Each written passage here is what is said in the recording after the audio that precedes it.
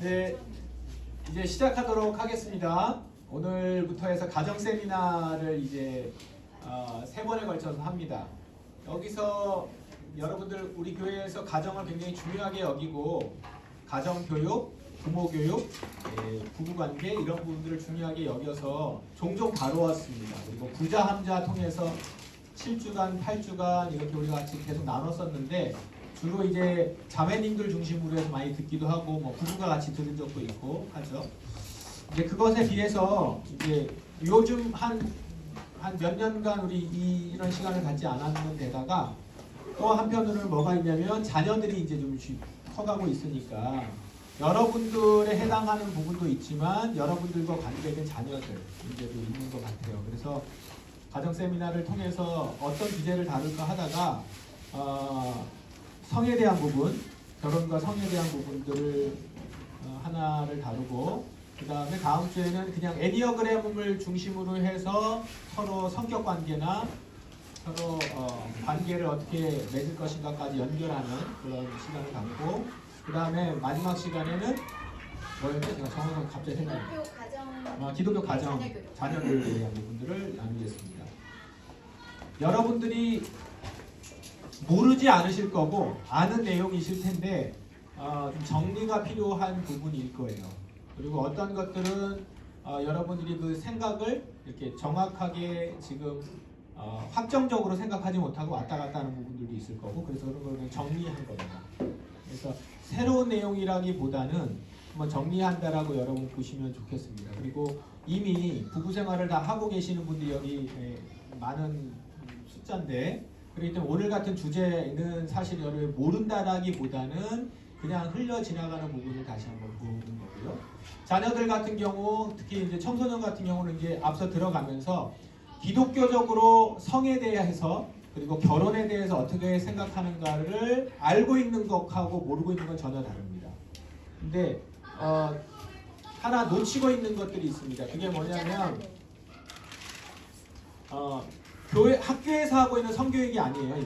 이건 성교육 얘기, 학교에서 말하고 있는 성교육, 뭐 성관계 이런 얘기를 하는 것이 아니라 기독교적으로 그리고 성경에서 성을 어떻게 바라보는지, 그 다음에 결혼을 어떻게 생각하는지, 여기서부터 그 다음에 나오는 것이 그러면 우리는 결혼을 어떻게 해야 되는지 이렇게 이제 나가게 되는 거죠. 이제 그런 부분들을 다루는 거니까 조금 달라요. 그래서 이거를 뭐 그냥 아는 것 같아서 대충 넘어가지 않고 우리 청소년들이나 이제 청년들도 다시 한번 짚고 넘어갈 필요가 있고 부모님들은 이것에 대해서 좀 정확하게 아시고 자녀들한테 가르쳐 주시기 바랍니다.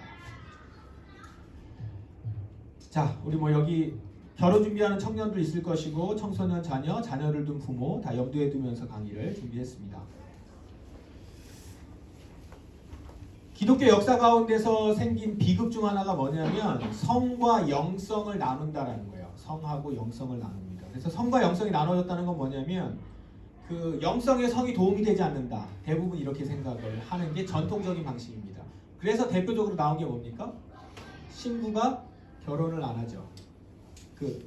기독교 가톨릭 신부가 결혼을 안 하는 이유는 그게 도움이 되지 않는다고 보기 때문에 그렇습니다. 결혼이 도움이 안 된다고 보기 때문에 그렇게 하는 것이죠. 그러나 성경은 생각보다 성에 대해서 관심이 무척 많습니다. 그리고 성을 주제로 한 성경이 따로 하나가 있을 정도죠. 아가서 같은 경우. 성에 대한 이야기를 굉장히 중요하게 여깁니다. 그럼에도 불구하고 우리가 성 얘기를 좀 꺼리는 것은 성에 대해 이야기를 너무 많이 해설하기보다는 성을 한낱 어떤 생식 수단이라든가 유의의 수단이라든가 이렇게 좁은 틀 안에 보게 만들었기 때문이다라는 거죠.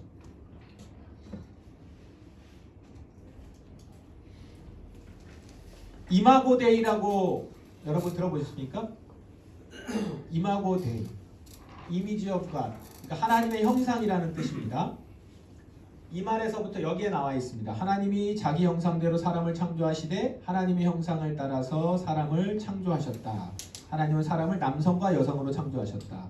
하나님이 사람을 창조하셨는데 우리 개역개정에는 남자와 여자라고 되어 있고 정확하게 번역하면 남성과 여성입니다. 남성과 여성으로 창조하셨다는 거예요.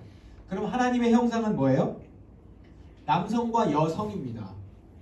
남성과 여성이 하나님의 형상이라는 거예요. 이건 뭘 보여주는 거냐면 인간은 성적인 존재입니다. 기본적으로 인간을 정의할 때 성경이 얘기하고 있는 바입니다. 그래서 하나님의 형상이라고 했을 때 그게 성과 관련이 돼 있어요. 남성, 여성.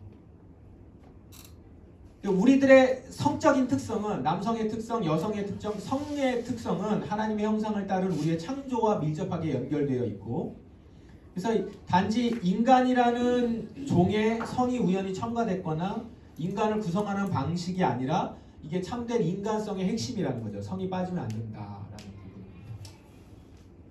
그래서 하나님의 형상, 그것이 남성, 여성, 성적인 구별과 그 다음에 성이라고 하는 특징을 가지고 있다는 것, 그게 하나님의 형상을 담아서 인간이 만들어진 굉장히 중요한 부분이다. 이걸 좀 꼭 기억해 주세요. 이게 별거 아닌 것 같아도 그 성에 대한 인식 그리고 성에 대한 어떤 위치를 좀 많이 이렇게 올릴 수 있는 그런 말씀인 것 같아요.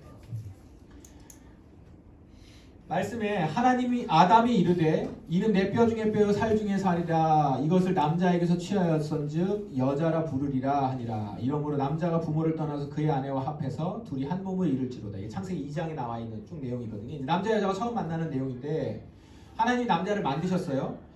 진흙으로 만드셨죠. 그리고 생기를 불어넣으신 다음에 다른 진흙으로 여자를 만든 게 아니라 남자의 갈비뼈를 사용해서 만드셨다라고 나오죠. 그걸 갖다가 그 어떤 우리의 인체 생체학적으로 그렇게 지금 따져 보시면 안 되고 여기에서 지금 의미하는 바가 뭔가를 생각해 보시면 됩니다.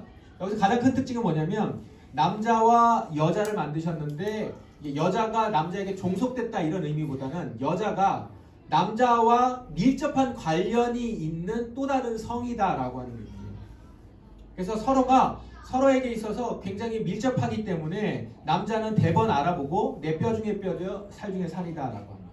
서로 굉장히 의존성 있게 만들었다라는 겁니다. 근데 둘이 의존해야 되는데 그 다음에 뭐라고 써 있냐면 남자가 부모를 떠나서 아내와 합해서 둘이 한 몸을 이루래요. 그러니까 여기에 굉장히 중요한 조건이 있습니다. 부모를 떠나서 연합을 하라는 거예요. 부모를 떠나는 것만 갖고 되는 게 아니라 부모를 떠나서 연합하라는 거죠. 한 몸을 이루라는 거예요. 이렇게 남자와 여자는 한 몸을 이루도록 되어 있는 겁니다. 하나님의 형상으로 남자와 여자를 구분해 놓고 그 둘을 연합하도록 하신 거예요. 그렇게 하면서 하나님의 형상이 온전히 이렇게 합해지는 거죠. 합해져서 하나님의 형상으로 나타나는 겁니다. 그러니까 연합한 모습이 하나님의 형상인 거죠. 이해가 되세요? 성경이 지금 1, 2장에서 창세기 1, 2장에서 얘기하고 있는 바예요.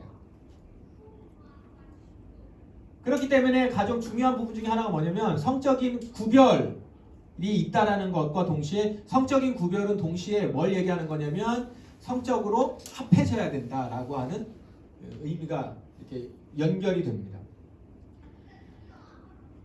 뒤에 이 창세기 얘기 나오면서 그 얘기가 마지막에 나오죠. 둘은 벌거벗었는데 부끄럽지 않았다. 근데 그 둘의 모습은 서로 만났을 때 뭐 뼈 중에 뼈요 살 중에 살이다 라고 얘기했지만 둘은 만나자마자 그날 뭘 알았냐면 상대가 나와 다른 존재이지만 다른 성을 가지고 있지만 서로에게 끌렸다라는 것이죠. 그래서 여기서 이런 문구들을 이렇게 맥락적으로 쭉 나오진 않지만 의미를 도출해 가면 성적인 기쁨이 둘 사이에 아주 기초가 되었다라는 걸 보여주고 있습니다. 한 몸을 이루는 것에 대해서 남자는 여자를 보고 아담은 하와를 보고 하와는 아담을 보면서 서로 다른 성적인 존재임을 깨닫고 서로 다른 성의 존귀함을 알면서 연합했고 연합함으로 그걸 경험합니다. 아, 우리가 한 몸이구나 라는 거. 자, 여기에 그러니까 뭐가 있는 거냐면 성적인 매력이 여기 들어있는 겁니다. 남자는 여자는 남자를 성적으로 매력을 느끼는 겁니다. 이거는 죄가 아닌 거예요. 남자가 여자를 봤을 때, 여자가 남자를 봤을 때 성적인 매력을 느끼는 건 죄가 아니다. 이건 음욕하고는 다릅니다. 예수님은 음욕을 품지 말라고 얘기했죠. 음욕은 어떻게 나타나냐면 이제 뒤에 가서 얘기하겠지만 그릇된 성으로 나타납니다. 관계성을 거부하고 상대방을 물건이나 비인격적인 존재로 바꾸어 버리면 그리고 성을 그렇게 해서 값싸게 만들어 버리기 때문에 예수님은 이 음욕을 정죄하신 것이지 성 자체는 하나님의 형상과 연결되어 있는 너무 선하고 고상하고 거룩한 것이기 때문에 값싸게 취급해서는 절대 안 된다. 한 몸을 이루도록 하기 위해서 우리에게 주신 것이 결혼이다라고 성경은 얘기합니다. 그래서 둘이 한 몸을 이룰지로다라고 얘기하신 분이 누구냐면 하나님이시거든요. 그러니까 최초로 하나님이 주례를 하신 거죠.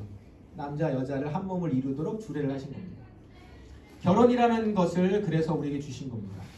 그래서 결혼은 한 남자와 한 여자가 부모를 떠나서 한 몸을 이루는 겁니다. 이것은 하나님의 창조를 완성하는 거룩한 일. 그래서 창세기의 창조를 완성하는 내용이 남자 여자가 한 몸을 이루는 걸로 끝나요. 그렇게 해서 완성된 건데 그 한 몸을 이룬다는 거에 구체적인 내용으로 들어가면 성적인 결합이 들어가 있는 거죠. 그만큼 굉장히 중요한 것이죠. 결혼한 남녀가 성적인 결합을 통해서 하나님의 창조 때의 명령이자 축복을 완성하는 겁니다. 그래서 결혼을 통해서 완성한다 이렇게 볼 수 있죠. 그만큼 결혼이 중요합니다. 물론 이제 여기서 여러분 뒤에 가서 질문할 수도 있고 생각하실 수도 있는데 요즘 그러면 성경에는 꼭 결혼을 하게 돼 있냐? 결혼을 안 하면 그거는 죄냐? 아니면 창조성을 보존을 못하는 것이냐? 그건 아닙니다. 조금 다르게 얘기할 수는 있어요. 그리고 바울과 같은 경우는 결혼을 안 할 수 있으면 안 해도 좋다라고 얘기한 건 다른 의미에서 얘기를 한 겁니다. 근데 그건 다른 의미에서 얘기한다고 해서 그럼 그 사람에게 있어서는 어떤 성적인 부분이라든가 아니면 결혼의 의미들은 그에게 있어서 배제되는 것이냐? 그게 아니고 그건 다른 쪽으로 채워가야 되는 것이죠. 오늘 그 얘기는 하지 않습니다. 성적인 결합은 삶을 연합시키는 행위이고 인격 대 인격이 만나는 행위입니다.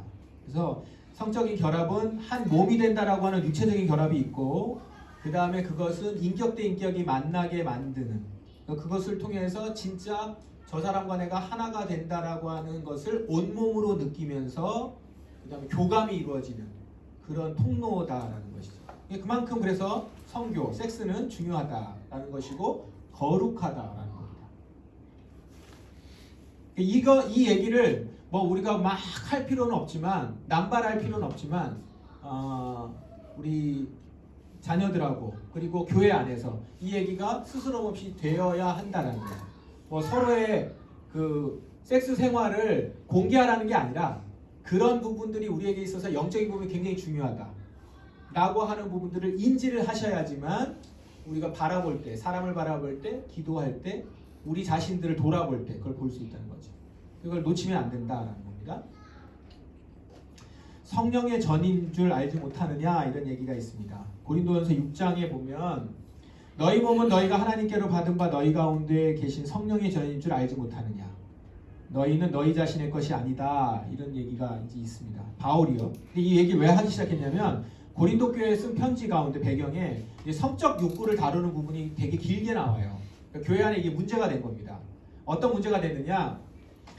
고린도 교회에 이제 자유를 선포했는데 하나님의 말씀으로 인해서 우리는 참 자유를 얻었다라고 했는데 바울을 통해서 복음을 듣고 자유를 맛본 사람들 중에서 이게 어디까지 가냐면 육체적인 자유까지 가요. 그래서 자유가 창기와의 성관계를 포함한 완전한 성적 자유를 의미한다고 생각을 한 거죠, 교회 안에. 근데 이게 그냥 한두 사람이 아니라 교회에 그게 그냥 이렇게 만연하게 된 겁니다. 그들은 이렇게 생각한 거예요. 주님 안에서 모든 것이 합당하다. 모든 것이 가하다. 이렇게 얘기했어요. 이 고린도 교회 주장들이 그냥 이렇게만 들을 때는 황당하다 싶지만 사실은 이게 우리에게도 지금 익숙하게 들리는 주장이에요. 여러분 이런 얘기 하죠. 요즘 시대에 뭐 그 정도 이런 얘기. 뭐 그 정도 갖고 다들 그 정도는 해. 이러면서 우리가 넘어가고 있는 어떤 성에 대한 생각들이나 이제 뒤에서 얘기하고 있는 이렇게 왜곡된 형상들을 그대로 받아들이는 거거든요. 그러니까 지금도 창기와 성관계를 맺어도 괜찮다라는 거예요. 그럼 내 몸은 자유로우니까, 참 자유가 있으니까. 이런 얘기들이 공공연히 나오는 것이 이제 고린도 교회의 문제였습니다. 성욕은 식욕과 같은 자연스러운 육체 욕구라는 거예요. 그래서 육체 욕구가 일어날 때 배고플 때 밥 먹는 것처럼 성욕이 일어나면 성욕을 푸는 게 뭐가 그렇게 잘못됐냐? 하나님 주신 거 아니냐? 이런 신학적 논리를 갖는 것이죠. 솔깃합니까? 그게 이제 그 사람들한테 굉장히 그랬던 거죠. 근데 바울이 그때 이 얘기를 합니다. 음식은 배를 위하여 있고 배는 음식을 위하여 있으나 몸은 음란을 위하여 있지 않고 오직 주를 위하여 있으며 주는 몸을 위하여 계시느니라. 이 말이 좀 어려운데 그냥 간단하게 얘기하면 이겁니다. 소화기관은 일시적이고 생리적이므로 이 땅의 존속을 위해서 필요하다. 그러니까 배고프면 먹어야 된다. 그러나 몸은 주님을 위한 것이다. 좀 다르게 접근을 하는 것이죠. 바울이 얘기한 겁니다. 그러니까 이거는 뒤에 가서 앞에서 얘기했지만 한 몸을 이루라는 명령하고 연결이 돼요. 이 몸은 주를 위한 것이고 주는 몸을 위해서 계실 만큼 영원한 가치를 추구할 것이지 배고프면 먹는 식욕하고 연결 똑같이 볼 수 없다. 그 얘기를 답을 좀 주고 있는 겁니다. 그러면서 이제 그러므로 음란을 피해야 된다. 문란한 성생활, 그것은 한 몸의 원리를 웃음거리로 만들어서 우리의 몸의 거룩한 면을 상하게 만든다. 성교라고 하는 것은 그 안에 영적인 의미가 내포되어 있기 때문에 매우 중요하지만 그것을 어떻게 사용하느냐도 굉장히 중요하다. 그 얘기를 이제 사도 바울이 하는 겁니다. 창기와 합하는 자는 저와 한 몸인 줄 알지 못하느냐. 일렀을 때 둘이 한 육체가 된다 하셨나니. 그러면서 바울은 지금 거리의 여인과 관계를 맺는 어떤 크리스찬들이 자유롭다고 얘기하지만 그거는 한 몸을 이룬다라고 하는 것과 성에 중요하다라고 하는 것과는 별개의 문제로 그것을 어떻게 사용하느냐에 따라서 내 몸이 정말로 더럽혀질 수도 있는 것이고, 그 다음에 하나님이 말씀하신 한 몸을 이룬다는 걸 왜곡시킴으로 말미암아 오히려 공동체에 해가 되기도 하고, 특히 무엇보다도 자신의 몸을 상하게 만듭니다 라고 하는 얘기를 하는 겁니다. 이제 여기까지 성경적인 얘기들을 좀 몇 가지를 얘기를 드렸고, 정리하면 이렇습니다. 성적인 결합이라고 하는 것은 정신적인 것, 정서적인 것 그 이상으로 영혼 깊은 곳을 만지는 것이다 라는 거예요. 그래서 삼위일체 하나님이 하나가 되신다는 의미를 체험할 수 있게 하는 행위로서 하나님이 우리에게 이것을 창조 때에 주셨을 때에 그 의미를 이 성적인 결합을 통해서 우리가 맛보아야 됩니다. 그러려면 아무하고나 함부로 사용해서는 안 된다라고 하는 전제가 여기 깔려 있는 거죠. 그래서 삶을 연합시키고자 하는 의도가 없이 어떤 상대방 그 한 여자와 한 남자와 삶을 연합시키고자 한 몸이 돼서 연합시키고자 하는 의도가 없이 육체적인 연합행위를 하는 것은 옳지 못하다. 창기와 그것을 할 수가 없는 이유가 바로 이런 것이죠. 여기서 삶의 연합은 결혼을 얘기합니다. 결혼, 살아가는 인격적인 관계를 얘기하는 것이죠. 그래서 사랑과 이제 사랑을 얘기하는 것과 그 다음에 이제 섹스를 얘기하는 것은 동일 개념으로 봐서는 안 된다라고 하는 것들이 여기 지금 담겨 있습니다. 성경이 결혼하지 않은 사람에게서 성적 결합을 얘기하는 것에 대해서 확고하게 지금 금하고 있다라는 것은 바로 이것이 삶을 연합시키고자 하는 의도가 이 결혼과 성적인 관계에서 깊이 들어가 있기 때문에 그렇다. 그러므로 사랑과 섹스는 동일 개념이 아니다. 영화에서 우리가 어떤 사람이 사랑한다라고 했을 때 그거를 강렬하게 표현하는 방법으로 이런 이 씬을 보여주잖아요. 잠자는 씬을 보여주는데 그렇게 하다 보니까 저거는 사랑하는 거구나. 사랑하면 저럴 수 있지. 이렇게 하고 넘어간단 말이에요. 그렇게 하면 속고 있다라는 것이죠. 근데 여러분 이걸 꼭 기억하셔야 됩니다. 사랑의 표현은 여러 가지가 있습니다.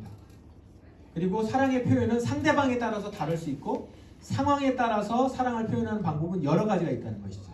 그 중에 섹스는 결혼한 자기 아내와 남편과 표현하도록 되어 있는 특권과 같은 사랑 표현입니다. 한 몸을 이루는. 그래서 연합하는 행위를 위해서 하는 행위라는 것이죠.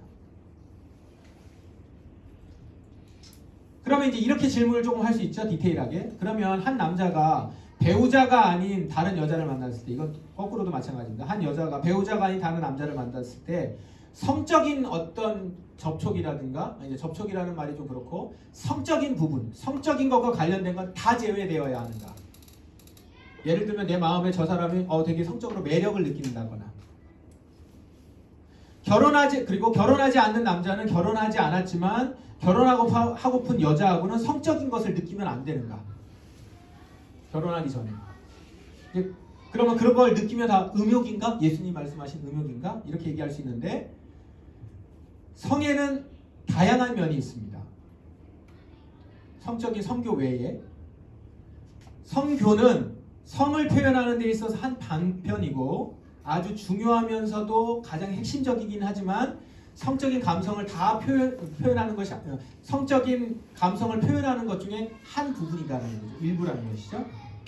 이 말은 성교를 해서는 안 되는 대상이나 시기 등에서 충분히 다른 방법을 쓸 수 있다라는 거고요.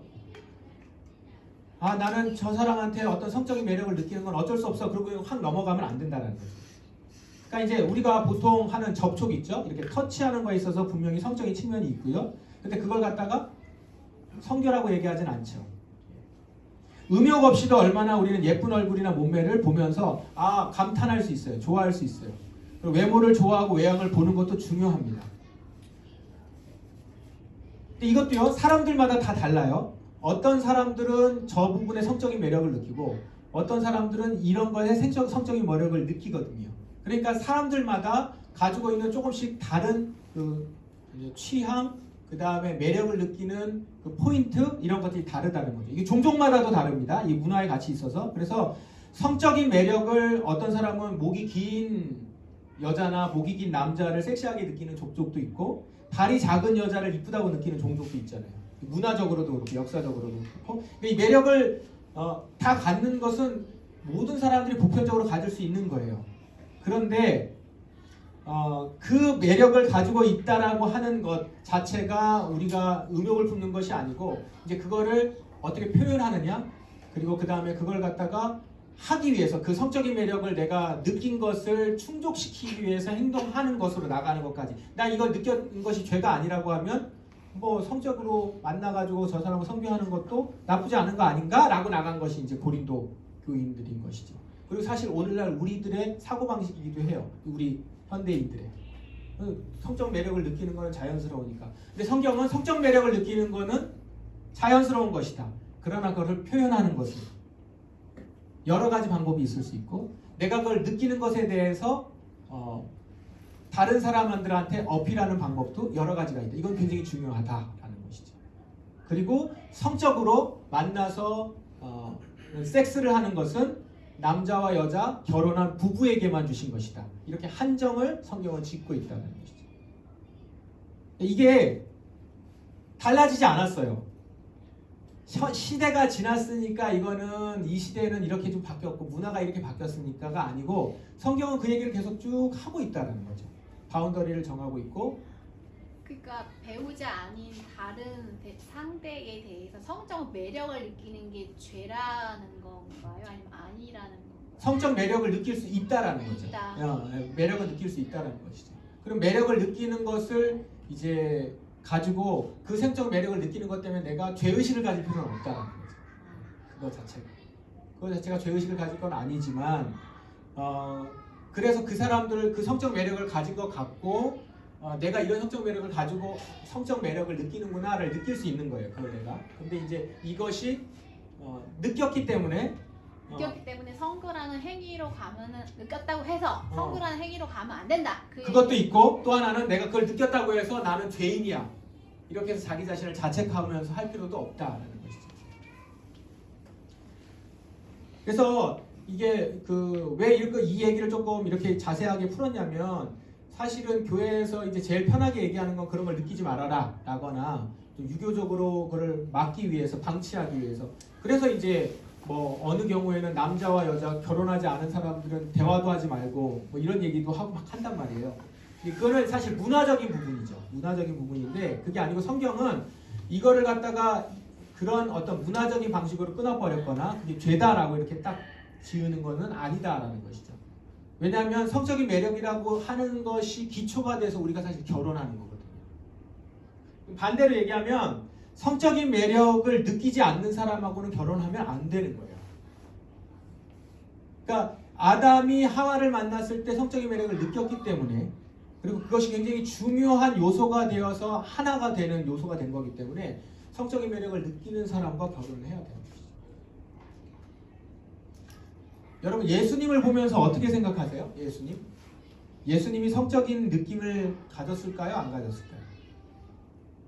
30살이었는데 주변에 여자가 엄청 많았거든요. 그리고 맨 마지막에 남아있는 사람 다 여자였어요. 십자가 밑에. 그러니까 만약에 성적인 느낌을 안 가졌다라고 예수님이 그랬으면 좋겠죠. 왜냐면 불경하잖아요. 그런 생각을 가졌다니까. 우리랑 비슷한 생각을 한다고 여자 보면서 남자 보면서 이렇게 생각한다면, 근데 사실 그렇게 생각하면 우리를 예수님이 다 이해하지 못하시는 거예요. 우리의 굉장히 많은 부분이 그것과 연결이 되어 있는데 예수님이 그걸 이해하지 못하시는 거죠. 성적인 느낌, 성적인 것을 예수님이 표현하셨습니다. 그러나 그분은 자신이 할 수 있는 선을 넘어가지 않았던 거죠. 그리고 예수님은 결혼하지 않으셨죠. 그분이야말로 아주 특별한 사명을 위해서 오셨다가 가셨기 때문에 결혼이라는 것들은 말하자면 뭐 양보했다고 할 수 있을까요? 그렇게 한 것이죠. 그리고 예수님은 성교 없이도 풍성하고 만족스러운 삶을 사시기도 했어요. 자, 그걸 생각하면서 우리가 성교를 보면 좋겠고, 성과 성교를 같은 것으로 보는 거하고, 그 다음에 성적인 것과 섹스를 곧바로 같은 것으로 보는 거하고, 그 다음에 사랑하는 거하고 섹스를 같은 것으로 보는 것, 이 모든 게 다 오해요. 그 다음에 죄성이요. 또 악의 영의 유혹일 수 있는 겁니다. 요즘 연애와 성관계를 같은 것으로 보는 경향이 많죠. 내가 연애를 하면 저 사람하고 성관계를 가지는 것은 너무 괜찮아, 당연한 거야. 내가 사랑하니까. 그러나 분명한 것은 친밀하고 사랑의 관계들이 성교 없이도 충분히 이루어질 수 있다는 것. 그리고 그런 관계가 아니고서도 서로에 대한 알미 충분할 수 있다는 것. 그리스도인은 이걸 추구해야 되는 것이죠. 여러분들이 자녀들에게도 이 부분을 꼭 가르칠 필요가 있고, 여러분의 생각 속에서도 그게 있을 필요가 있다는 거예요. 지금 이 시대가 그냥 사랑하면 뭐 잠자리에 잠 잘 수 있고, 그게 굉장히 중요한 표현이고 라고 하는데, 성경에서는 하나님께서는 결혼한 사람, 하나님의 언약 가운데서 하나 되기로 작정한 자들에게 주신 선물로서 결혼이 있다는 것이죠. 그걸 기억하면 그러면은 나는 저 사람을 만나서 사랑할 수 없을까? 아니, 사랑할 수 있는 방법과 표현과 그 잠자리에 가지 않으면서도 가질 수 있는 풍성한 것들을 누릴 수 있도록 생각하고 얘기하고 나눠야 되겠죠. 그런 부분이 있거든요. 그죠? 오늘 그 얘기는 하지 않겠지만. 근데 이제 여기서 문제가 되는 성을 왜곡시키는 것들이 있습니다. 성의 성경적인 아름다움을 왜곡시켜서 망가뜨리는 것들이 있는데, 그게 뭐냐면 이제 첫 번째는 포르노그래피. 포르노라고 하죠. 줄여서 외설인데, 이 외설이 사실은 이미 보편화돼서 이게 가장 큰 문제가 됩니다. 성을 아주 보잘것없고 재미없고 진부한 것으로 만들어 버렸습니다. 그럼 이제 질문이 될까요? 포르노라는 게 굉장히 성을 즐기라고 하는 거 아닌가? 라고 하는데, 이 포르노그래피를 보면 볼수록, 포르노에 빠지면 빠질수록 현실적인 내 성은 지루하게 되는 거죠. 그런 성을 만날 수가 없거든요. 외설로 가면요, 문학이나 예술이나 모두 우리의 성을 정상적인 영역 밖으로 딱 보내버려요.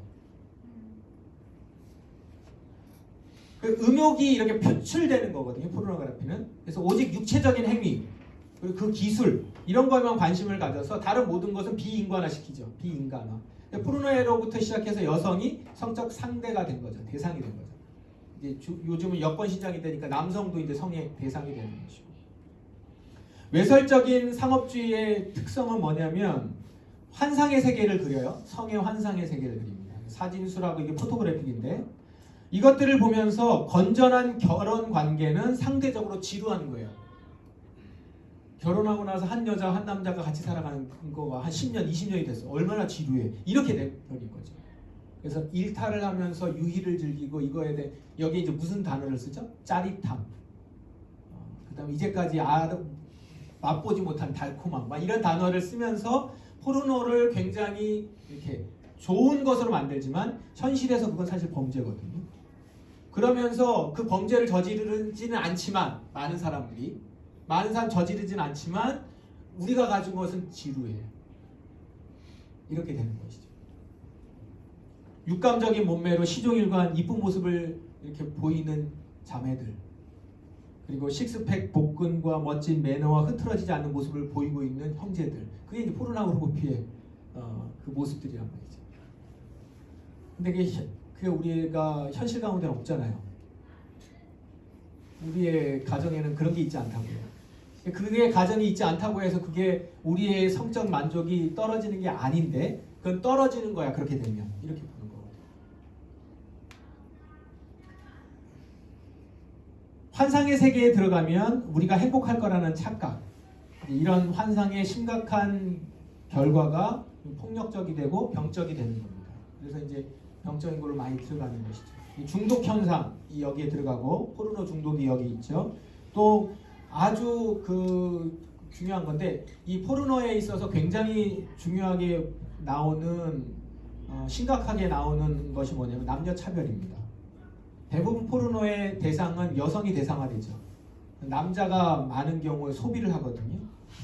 그래서 여성을 성적 요구를 만족시키는 대상으로 이렇게 만들어 버리는 거죠. 그래서 남녀 차별이 거기에서 나타나고, 이런 것들이 있고, 그러다 보니까 이제 여기에 빠지게 되면 빠진 그리스도인들이나 기독교인들의 죄책감에 시달리고, 뭐 기독교인이 아니더라도 그다음에 정상적인 생활을 하지 못하고 이런 악순환들이 되게 된다는 거죠. 성적 환상도 왜곡된 것 중에 하나인데, 이거는 이제 외설하고 연결이 됩니다. 포르노그래피랑 연결이 돼서 성적 환상이 문제가 돼요. 예수님이 아까 얘기하셨던 여자를 보고 음욕을 품는 자보다 마음에 이미 간음하였느니라가 이 성적 환상이 외설로 말미암아서 왜곡된 성적 환상을 얘기하는 겁니다. 예수님은 단지 성적인 결합보다는 그 마음에 간음을 하는 걸 말씀을 하신 거예요. 그래서 성적인 상상이 외설로 인해서 왜곡이 됐고, 이미 잘못된 상상으로 가는 부분들을 예수님은 지적을 하신 겁니다. 그게 음욕이다라는 거거든요.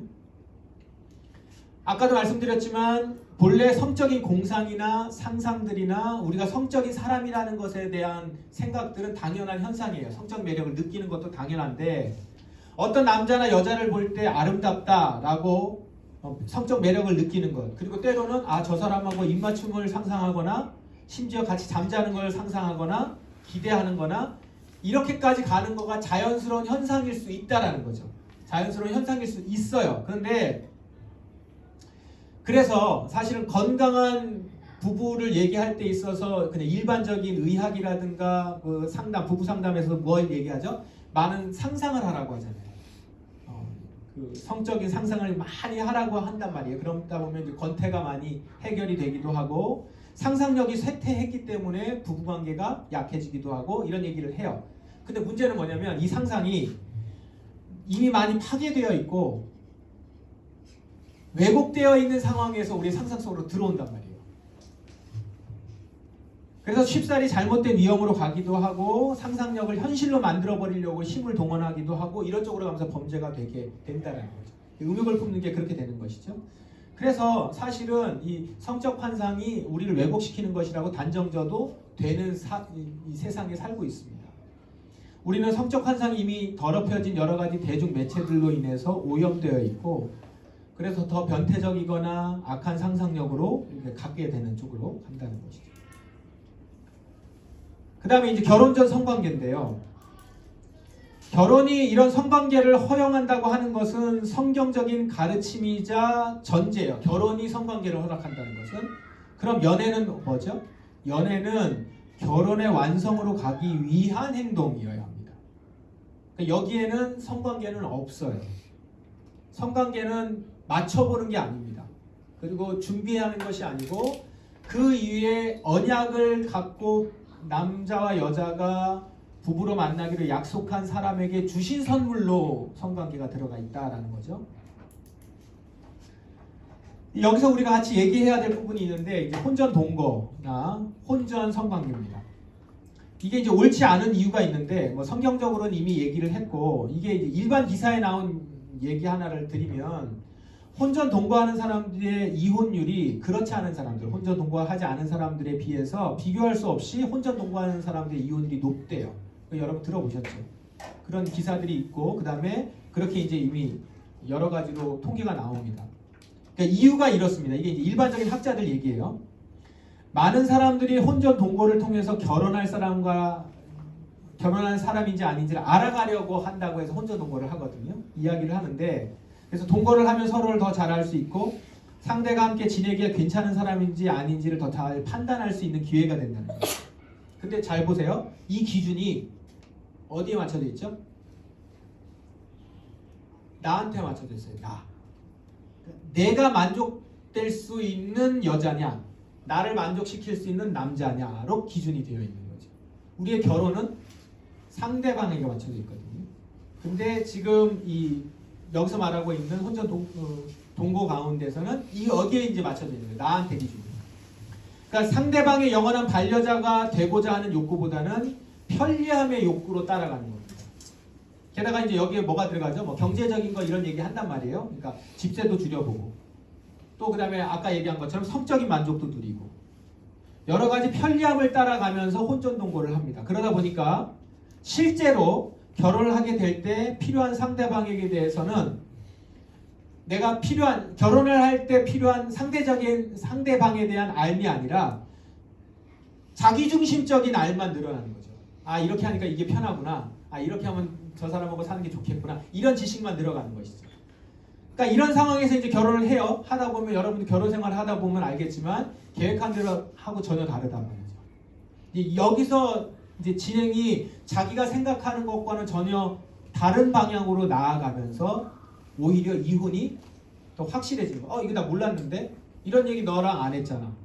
이러면서 이제 이혼을 하는 경우가 훨씬 많다는 것이죠. 그리고 일단 기본적으로 처음에 혼전 동거를 하면서 가졌었던 생각 자체가 나 중심적인 생각이었으니까 나한테 손해되면 언제든지 이거를 깰 수 있는 거라는 생각을 하고 있는 거죠. 그리고 이미 그런 다음에 이제 이렇게 결혼을 하게 됐을 때는 그래서 이제 결론적으로 이렇게 얘기를 하더라고요. 악화된 결혼 생활로 시작을 하는 거래요. 결혼을.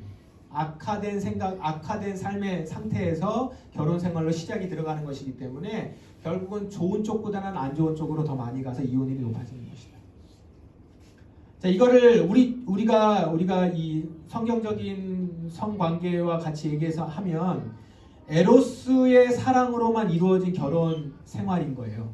사실은 내가 기뻐하고 나의 유희를 위해서 생긴 에로스만의 사랑으로 이루어진 결혼 생활에 이제 결혼을 실제로 했는데 그 요소가 점점 제거가 되거든요.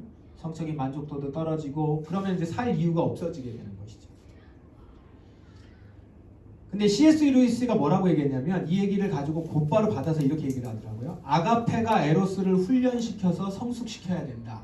라고 얘기하죠. 아가페가 에로스를 훈련시켜서 성숙시켜야 된다. 이게 무슨 말이냐면 우리에게 이제 결혼이라고 하는 의미 앞에서 본 것처럼 이 성이 굉장히 중요하고 하나님이 우리에게 선물로서 이걸 주셨다는 것들을 갖고 우리가 보게 되면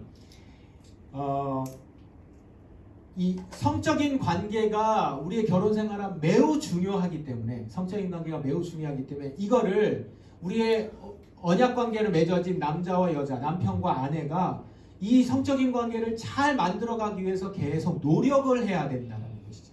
아가페기적인 사랑으로 에로스적인 사랑을 계속 부추겨서 노력을 시켜야 된다는 것이죠.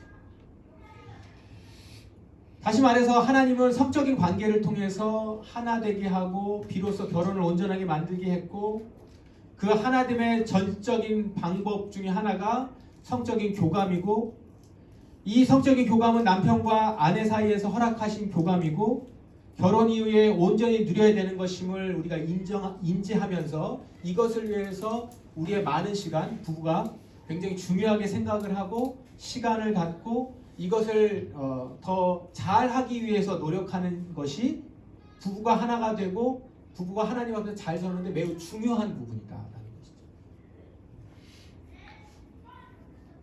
그래서 이런 삶에 우리가 서로를 알아가는 깊이를 그치면 성생활도 같이 이렇게 실증을 느끼게 되고 이제 그렇다라는 것들을 기억을 하면서 우리가 서로를 알아가는 것과 성적인 관계를 갖는 부분들에 대해서 함께 계속 병행해서 알아가야 된다라는 겁니다.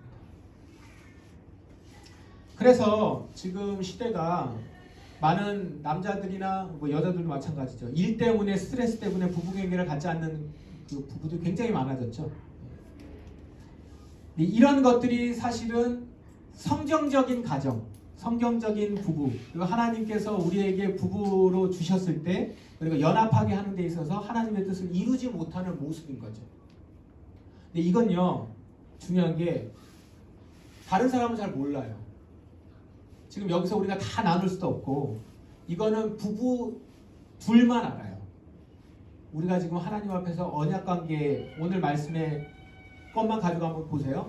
오늘 하나님이 나한테 이렇게 결혼하게 해주셨는데 내 부인과 내 아내와 나는 한 몸을 이루기 위한 삶을 잘 살고 있는가? 하나님이 나에게 주신 뜻대로 나는 부부 생활을 하고 있는가? 하나님이 우리의 가정에 우리 부부에게 주신 하나님의 뜻이 우리 가운데 잘 나타나고 있는가? 그거 한번 생각해 보십시오. 성적인 생활하고 영적인 생활은 밀접하게 연관이 되어 있습니다. 그리고 영적이면 성적인 사람이 됩니다.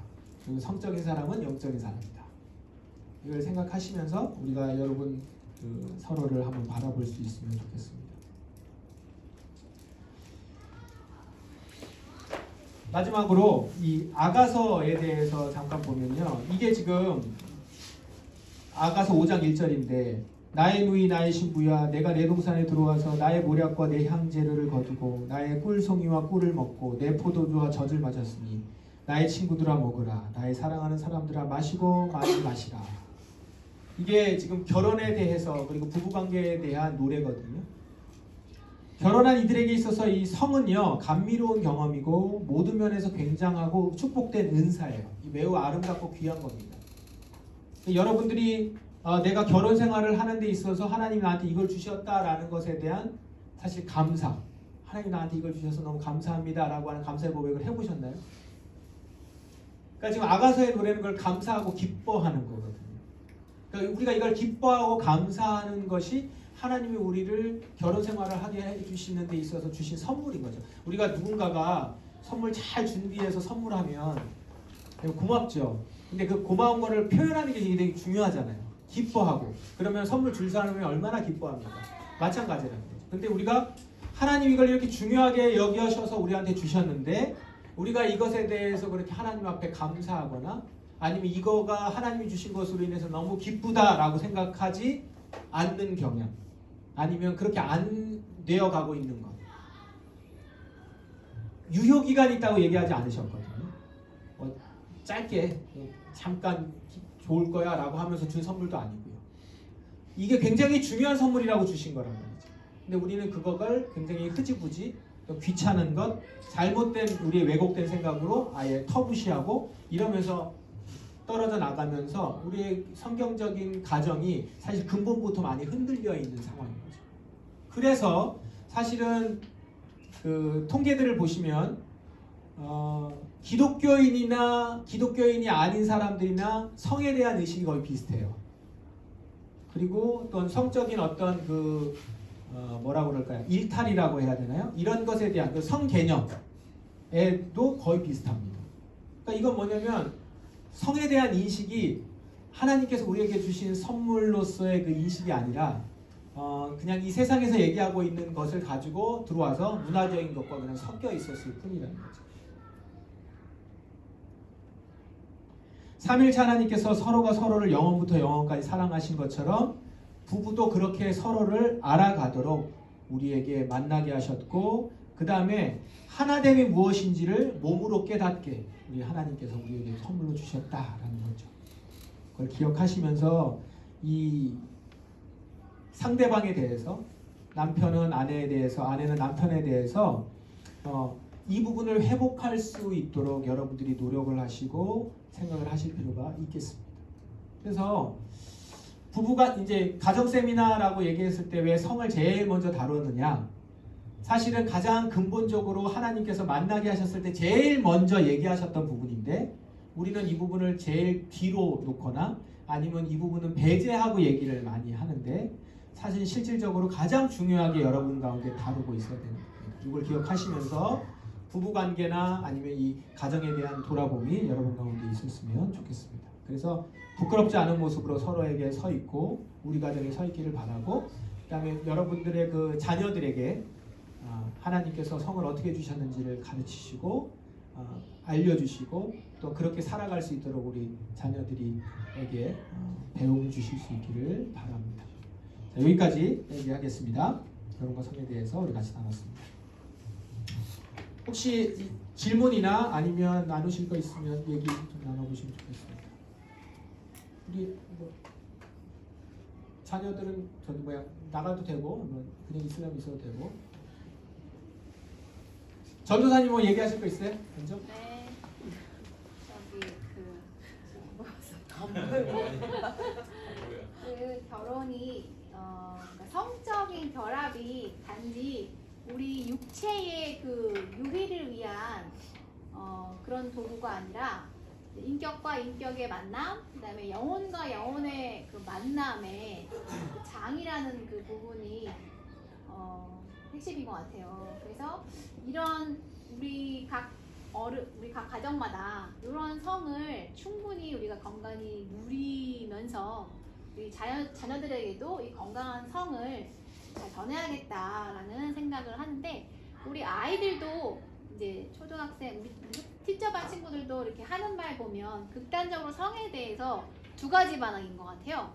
요 건강한 성 개념이 없으면 두 가지인데, 하나는 되게 성적인 거를 더러운 걸로 생각을 한다든지 징그러워 더러워, 아니면 이 성적인 거 가지고 막 장난식으로 놀다든지, 이 두 가지가 지금 있는 것 같은데, 요거가 둘 다가 아니라 성은 굉장히 아름답고 거룩한 거라는 하나님이 주신 선물이라는 부분들을 우리 아이들에게도 부모님들께서 생활에서 많이 알려주시면 좋겠다 라는 생각이 듭니다. 그리고 사실은 지금 대학생들 크리스찬 아닌 사람 크리스찬 대학생들 그 퍼센티지가 그 혼전 성관계 비율이 거의 90%, 85% 이상이거든요. 그러니까 10명 중에 8, 9명은 성생활을 하고 있는 거예요, 대학생들이. 크리스찬도 엄청 많고. 그러니까 그런 걸 보면은 이렇게 혼전 순결을 지키고 연애를 성관계 없이 하는 친구들이 되게 희귀한 거예요. 그럼 그들 안에서는 이제 그런 친구들이 되게 바보 취급 받을 수도 있잖아요. 그래서 이제 바라기는 우리 대학생들, 곧 대학생들 우리 친구들이 보고 듣고 있지, 그지야? 세우고 있지? 이 바른 성관을 잘 정립해서 이 험난한 시대에 이렇게 우뚝 선 소나무로 막 이렇게 바람이 막 휘몰아치지만 그 중심을 잘 지키고 서 있었으면 좋겠다라는 부모의 바람. 네. 다른 거 한번 얘기해 보시죠, 그냥. 지은 집사님 어떻습니까? 오늘 얘기 들으면서 느낀 점이나. 저거 이제 영상 끄셔도 될 것 같긴 해요. 녹화요? 네.